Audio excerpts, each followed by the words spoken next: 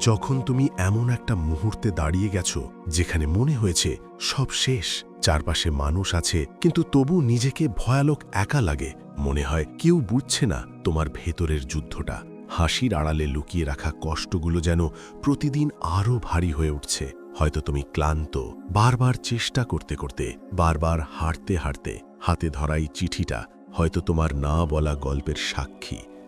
একটা চাকরির জন্য লড়াই, একটা স্বপ্নকে বাঁচিয়ে রাখার চেষ্টা, একটা নিজের মতো করে বাঁচার ইচ্ছা। কিন্তু একটা প্রশ্ন, তুমি কি সত্যি হার মেনে নিতে চাও?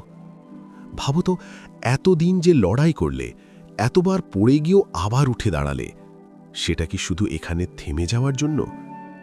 জীবন সব সময় সহজ না।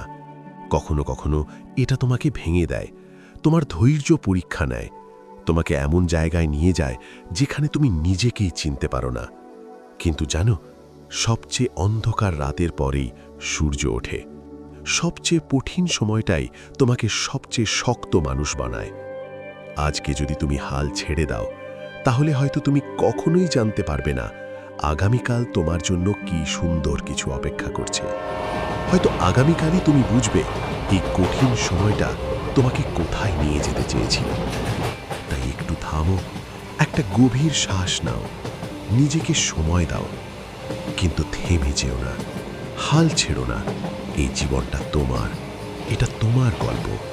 কারণ জীবন সত্যিই সুন্দর, শুধু একটু সময় দাও আর নিজেকে বিশ্বাস করো। একদিন তুমি ফিরে তাকিয়ে দেখবে এই কঠিন সময়টাই ছিল তোমার সবচেয়ে বড় শক্তি।